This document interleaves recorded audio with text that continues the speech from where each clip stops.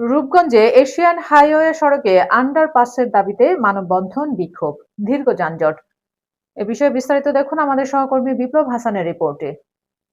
নারায়ণগঞ্জের রূপগঞ্জে Asian highway সড়কের আন্ডারপাসের দাবিতে সড়ক অবরোধ করে বিক্ষোভ করেছেন স্থানীয় এলাকাবাসী। এতে সড়কের উভয় দিকে যান চলাচল বন্ধ হয়ে গেছে, সৃষ্টি হয় দীর্ঘ যানজটের। ভোগান্তিতে পড়ে দূরপাল্লার যাত্রী সাধারণ ও চালকেরা। সোমবার বেলা 11টা থেকে 1টা পর্যন্ত কালাদি এলাকায় সড়কের কর্মসূচি পালন করেন তারা। এলাকাবাসী জানান, এশিয়ান হাইওয়ে সড়কে 6 লেনের উন্নতিকরণের কাজ চলমান। সড়কের কালাদি এলাকায় উভয় পাশে কয়েকটি গ্রামে প্রায় 6,000 মানুষ বসবাস করে। এসব এলাকার বহুল ছেলেমেয়ে স্কুল, কলেজ সহ বিভিন্ন শিক্ষা প্রতিষ্ঠানে লেখাপড়া করেন। এমনকি অনেকে বিভিন্ন প্রতিষ্ঠানে কাজ করেন। অনেকটা ঝুঁকি নিয়ে এই সড়ক পারাপার হতে হয়। গত 7 আগে এলাকাবাসী সড়কের কালাদি এলাকায় আন্ডারপাসের দাবি জানিয়ে সড়ক ও জনপদ অধিদপ্তরের আবেদন করেন। এমনকি একাধিকবার মানববন্ধন কর্মসূচি পালন করেছেন তারা। কর্তৃপক্ষ দাবি পূরণের আশ্বাস দিয়েও আন্ডারপাস না করে সড়ক নির্মাণ করে ফেলেছেন। সেজন্য সোমবার বেলা 11টার দিকে কালাদি সহ আশেপাশের কয়েক গ্রামে কয়েকশো নারী পুরুষ আন্ডারপাসের দাবিতে সড়কে মানববন্ধন করে। এক পর্যায়ে তারা সড়কের উভয় দিকে অবরোধ করে বিক্ষোভ করে। এতে সড়কের দীর্ঘ যানজটের সৃষ্টি হয়। খবর পেয়ে দুপুর 1:45টার দিকে সড়ক ও জনপথ অধিদপ্তর, পুলিশ, সেনাবাহিনী ঘটনাস্থলে পরিস্থিতি নিয়ন্ত্রণে আনে।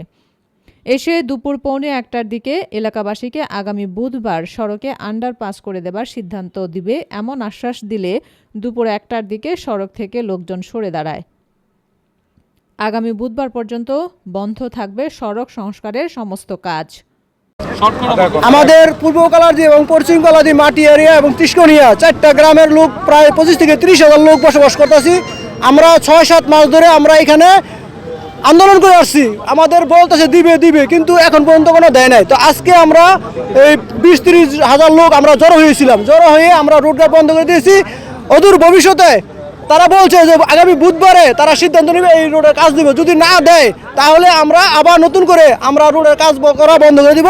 একটা ঐতিহ্য পশ্চিম কালাদি এবং পূর্ব কালাদি, এই রোডের কারণে আমাদেরকে দুইটা বন্টন করে দিছে। এখন আমরা দুই পাড়ায় আমাদের যোগাযোগ বিচ্ছিন্ন হয়ে গেছে। আমাদের আসতে আমরা 6 মাস ধরে আমরা আন্ডারপাসের জন্য কত আন্দোলন করতেছি, এই মানববন্ধন করতেছি। এর ভিতরে তারা আমাদেরকে আশ্বাস দিয়া রাতারাতি কাজ করে তারা রোডের কাজ কম সম্পূর্ণ করে বলাইছে। আমাদের এই দুই গ্রাম পশ্চিম কালাদি, পূর্ব কালাদি, এখানে প্রায় 25 থেকে 30 হাজার লোকের বসবাস। এখানে ছোট ছোট বাচ্চারা স্কুল, কলেজ, মাদ্রাসায় প্রায় যায়।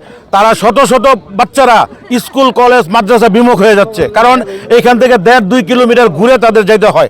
আর এই রাস্তাগুলো একটা যেমন রাস্তা না, যেন একটা মরণ ফাঁদ। যার জন্য আমাদের একটা প্রাণের দাবি, 25-30 হাজার লোকের একটা প্রাণের দাবি, এখানে একটা আন্ডারপাস হোক।